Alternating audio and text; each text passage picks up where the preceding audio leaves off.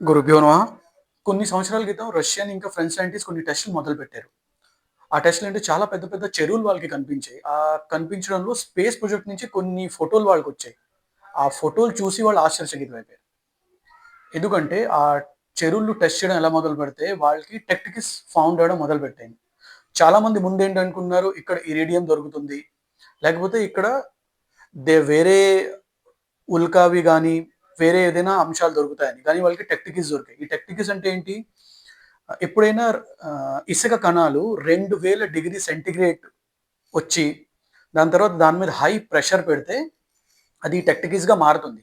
కానీ ఇక్కడ టెస్ట్ చేసినప్పుడు కార్బన్ డేటింగ్ ఇంకా కార్బన్ అనాలిసిస్ అని ఒక టెస్ట్ ఉంటుంది. ఇది ఎంత పాతది అని. అది చేసేసరికి ఇది 1000 సంవత్సరాల కన్నా ముందుది అని తెలిసింది. అప్పుడు ఇది ఎలా అయింది? ఈ టెక్టికస్ అన్నది ఎక్కడ మనకి దొరుకుతుంది? ట్రినిటీ నెవాడాలో మనకి దొరుకుతుందది. ఎక్కడ పరమాణు పరీక్షణ అవుతుందో, అణు పరీక్షణ, యాటమ్ బాంబ్ అంటాం గదా! ఆ పరీక్షణ అక్కడ ఎక్కువ అందరికన్నా ఎక్కువ అవుతుందది. సో, అక్కడ కూడా టెక్టికస్ దొరికాయి.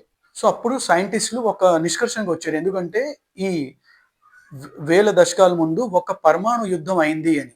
సో, వాళ్ళు ఇది ఎప్పుడు అయింది? ఎలా అయింది? ఎక్కడైందని చదవడం మొదలుపెట్టారు. ఇలా చదువుతూ 1945లో ఆల్రెడీ స్టేజ్ మీద రామాయణం ప్రదర్శించమైంది రష్యాలో. సో, వాళ్ళు మహాభారతం ఇంకా రామాయణం చదవడం మొదలుపెట్టారు. అన్ని శాస్త్రాలు చదివారు. మొత్తం వరల్డ్‌లో అన్నీ. కానీ యుద్ధం అన్నది వాళ్ళకి మహాభారతంలో అంత అంటే ఆ కార్బన్ డేటింగ్‌కి, ఈ టైంకి మనకి దగ్గరలో ఇది దొరికింది వాళ్ళకి. అక్కడ వాళ్ళు ఈ ఆయుధాలు చదివేసరికి వాళ్ళు స్తబ్బించిపోయారు. ఏంటని?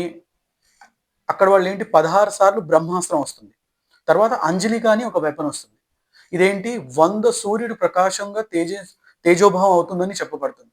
ఇది ఎప్పుడైనా వాడితే అక్కడ యమధర్మరాజు చేతులిప్పి నిలబడతాడు అని. అంధకాస్, వృష్ణీస్ ఇలాంటి కులాలు అక్కడే నాశనం అయిపోయాయి. వాళ్ళు ఎముకలు, వాళ్ళు జుత్తు, నెయిల్స్ ఇవన్నీ ఒక్కసారిలో పడిపోయాయి. పక్షిగానే చేయితో పాటు రాలిపోయింది. మందిరాలు, గోడలు 100 ఏళ్ల వరకు వేడిగా ఉన్నాయి. ఇలా దాంట్లో రాసి ఉంది. ఇలా ఇవన్నీ బ్రహ్మాస్త్రాలు అంజికలో వాడితే ఏంటవుతుందో. సేమ్ ఇదే సింప్టమ్స్ ఎక్కడైనా న్యూక్లియర్ పరీక్షణ చేస్తే ఇలాగే సింప్టమ్స్ ఉంటాయి. మన హిరోషిమాలో మనం చూసాం. చెర్నోబిల్ అని రష్యాలో అయింది. జపాన్‌లో అయింది. సో, వాళ్ళు ఈ నిష్కర్షణకు వచ్చారు. 1000 సంవత్సరాల ముందు ఒక సాంప్రదాయం ఉండేది. అది ఈ రోజు కన్నా చాలా హైలీ అడ్వాన్స్. На самом деле мы не знаем о своем прошлом. В поисках ответов исследователи обратились к древним текстам. Это Каждое оружие действовало по-своему. Например, брахмастра, оно действовало как наша ядерная бомба. ఇంకా ఈ మహాభారతం, ఇంకా రామాయణంలో చెప్పే యుద్ధం ఖచ్చితంగా అయ్యాయి అని. కృష్ణార్పణం.